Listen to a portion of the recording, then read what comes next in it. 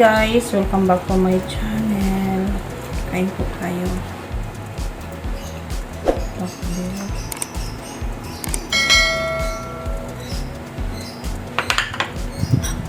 And the glass.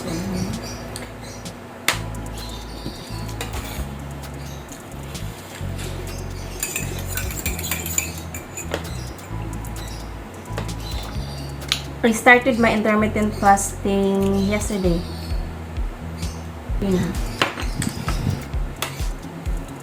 Hindi ako kakain ng kanin. At first 2 weeks straight. Tingnan ko kung anong effect nito. Ang intermittent fasting na ginagamit ko po ay 16-8. Example, this time 10 in the morning and then mamayang 6 o'clock pa ako kakain ulit after 16 hours. Tulad ngayong oras na ngayon ako ulit kakain. Hindi ako kumakain ng rice or kahit na na mayroong carbohydrates because it produces a lot of sugar. And hindi ako pumakayat. Gaining weight when I was having my vacation last June in Zamboanga, sa lugar ng husband ko. After that, every month halos na ko guys. I'm gaining halos every month I'm gaining 1 kilo, I think.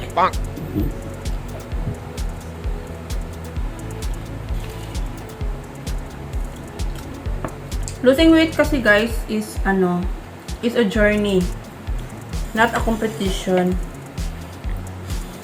Kasi pag biglain mo yung body mo, kasi hindi rin pwede. In a week na magbawas yung timbang ko, pwede na yun para sa akin. After 2 weeks of intermittent fasting, magsimula akong mag-exercise. Kasi parang bigat pa na ang katawan. Hindi ko pa kaya hinihingal ako guys na mag-exercise na ganito. Sinubukan ko ito last week. Hinihingal talaga ako, kaya kailangan ko magpapapayat muna ng ilang kilos bago ako mag-exercise. It's a combination abs, workout, zumba. Nandito lang po sa bahay, pero depende na po yun if I'm going to a gym.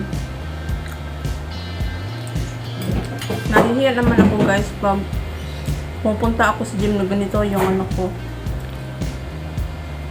Ganito ako kataba. Nahihiya din ako. Kaya after 2 weeks pa ako magpunta sa gym siguro or depende na lang po yun sa akin kung saan ako feel like comfortable. Kakain din ako ng fish. Ito. Parang diet naman. Still thinking kung ano ang substitute ko sa rice, pero parang itong squash.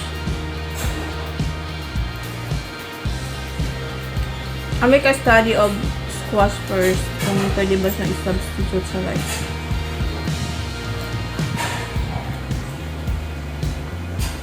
I also eat malunggay every day. Para madaling ilalabas kung ano yung kinakain mo in a day. Because it serves as a natural laxative.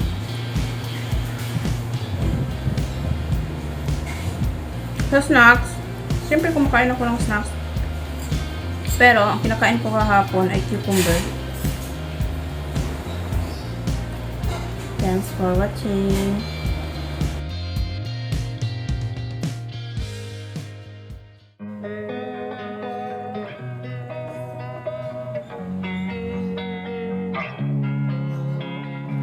Losing time, I'm fading fast. I just wanna make it last. Try to let go of the past. I close my eyes and push the glass. Sleepless nights and headaches start. Restlessness to hell and back. What's my purpose? What do I grab? A slippery surface, a heart attack. And sometimes you just gotta believe there's something that'll give you relief. There's something that'll have what you need, what you need.